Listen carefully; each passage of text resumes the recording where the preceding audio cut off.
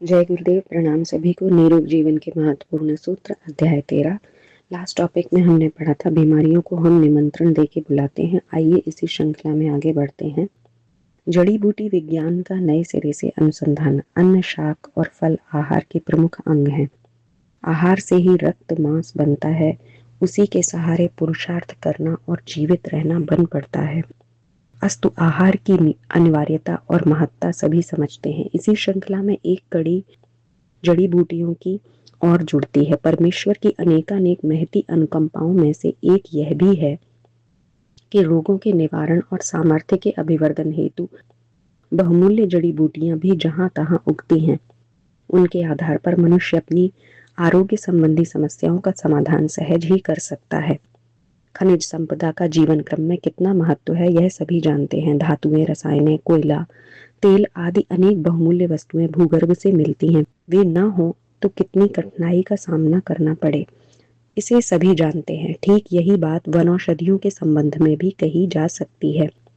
सामान्य वनस्पतियां घास चारे के रूप में पशुओं का और अन्न शाक के रूप में मनुष्यों का जीवन चलाती हैं।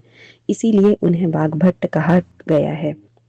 इससे एक कदम आगे बढ़कर जड़ी बूटियों की बात सामने आती है। खदानों में साधारणतः पत्थर, कोयले ही निकलते हैं, पर कहीं कहीं उन्हीं में बहुमूल्य हीरा पन्ना जैसे रत्न भी निकल आते हैं। यही बात वनस्पतियों के सुविस्तृत क्षेत्र में जड़ी बूटियों के संबंध में भी कही जा सकती है। वे अनेकानेक शारीरिक मानसिक रोगों के निवारण में पूरी तरह समर्थ हैं। इतना ही नहीं, उनके सहारे शारीरिक बलिष्ठता, मानसिक प्रखरता भी उपलब्ध की जा सकती है। दीर्घायुष्य का लाभ मिल सकता है। उनके सहारे आत्मिक प्रगति का सुयोग भी बनता है। महर्षि चरक, सुश्रुत, वाग्भट जैसे दिव्यदर्शी ऋषियों ने अथक परिश्रम करके समस्त धरातल को खोजा और यह ढूंढ निकाला कि किन वनौषधियों में क्या विशेष गुण हैं और उनसे मनुष्य का किस प्रकार क्या हित साधन हो सकता है। अपने अनुसंधान निष्कर्ष में अनुभव का सार उन्होंने आयुर्वेद ग्रंथों में विस्तार पूर्वक लिखा है। यह ऐसा विज्ञान है कि यदि उसे समझाया और अपनाया जा सके तो स्वस्थता को अक्षुण्ण बनाए रखने का मार्ग अति सरल हो सकता है। इनके सहारे बलिष्ठ रहकर दीर्घायुष्य का लाभ उठाया जा सकता है। इसे दुर्भाग्य ही कहना चाहिए कि इन दिनों एलोपैथी द्वारा प्रतिपादित मारक औषधियों का प्रचलन चल पड़ा है। रोगों का कारण विषाणुओं को माना और उन्हें मारने के लिए एंटीबायोटिक्स के द्वारा शरसंधान किया जाता है। जो पक्ष एलोपैथी के औचित्य की परिधि में आते हैं, जहां कहीं सर्जरी अनिवार्य है, ऐसे अपवादों को छोड़कर उनके स्थान पर वनौषधि विज्ञान को प्रश्रय दिया जाए तो इसे दूरदर्शी विवेकशीलता कहा जाएगा। आहार में से चटोरेपन हटाने और अभक्ष्य से मुंह मोड़ने की आवश्यकता समझी जानी चाहिए। शाकाहार का महत्व समझना चाहिए। साथ ही स्वास्थ्य समस्याओं के समाधान के लिए जड़ी बूटियों का आश्रय लेना चाहिए। यही यह अवलंबन है जिसे पूर्वजों ने अपनाया था। वे निरोग, समर्थ और दीर्घजीवी रहते थे। इसका कारण उनका संयमी जीवन था। इसी दूरदर्शिता की एक कड़ी यह भी है कि स्वास्थ्य संबंधी व्यवधानों का निराकरण वनौषधियों के सहारे किया जाए। इस आधार पर रक्षक जीव कोशों को बिना किसी प्रकार की हानि पहुंचाए रोगों का निरस्त किया जा सकता है। जड़ी बूटियों की मुख्य विशेषता यह है कि वे जीवनी शक्ति बढ़ाते हैं। इस बढ़ी हुई समर्थता के सामने विषाणु टिकते नहीं और सहज ही खदेड़ दिए जाते हैं। इस आधार पर बढ़ाई गई जीवनी शक्ति भविष्य के लिए भी आरोग्य रक्षा की किलेबंदी सुदृढ़ करती है। फलता चिकित्सा के साथ साथ समर्थता अभिवर्धन भी बन पड़ता है। जड़ी बूटियां जीवनी शक्ति बढ़ाती हैं यदि उन्हें शास्त्रीय अनुसंधान प्रतिपादनों के आधार पर अपनाया जाए तो गौ दुग्ध की तरह वे हित साधन ही करती हैं। अनिष्ट की संभावना उनमें है नहीं। कोई जानबूझकर विष निगले तो बात दूसरी है। जड़ी बूटियों में से कुछ ऐसी महत्वपूर्ण होती हैं जिन्हें संजीवनी कहा जा सके। लक्ष्मण जी की मेघनाथ के शक्ति बाण से अर्धमृत जैसी स्थिति हो गई थी। स्थिति की गंभीरता देखकर रामचंद्र जी विलाप करने लगे थे। सुषेण वैद्य को बुलाया गया। उनने हिमालय में से एक दिव्य जड़ी बूटी मंगाने को कहा। हनुमान लाए और उपचार से लक्ष्मण जी पुनः स्वस्थ हो गए। ऐसे ही अन्य प्रसंग हैं। वयोवृद्ध चवन ऋषि जर्जर शरीर थे।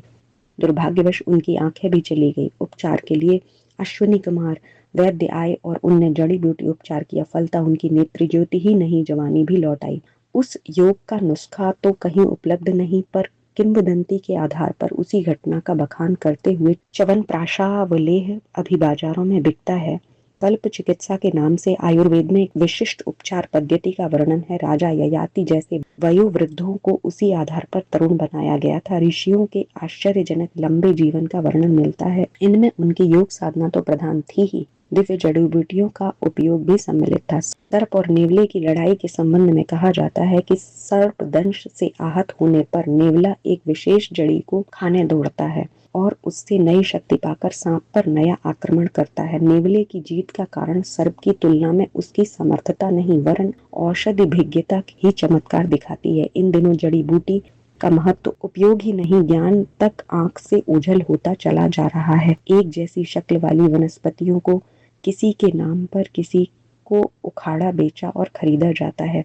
पंसारियों की दुकानों पर वे वर्षों पुरानी रखी रहती हैं और पहचान सही न होने से एक के स्थान पर दूसरी थमा दी जाती है। वनस्पतियां एक वर्ष में गुणहीन हो जाती हैं।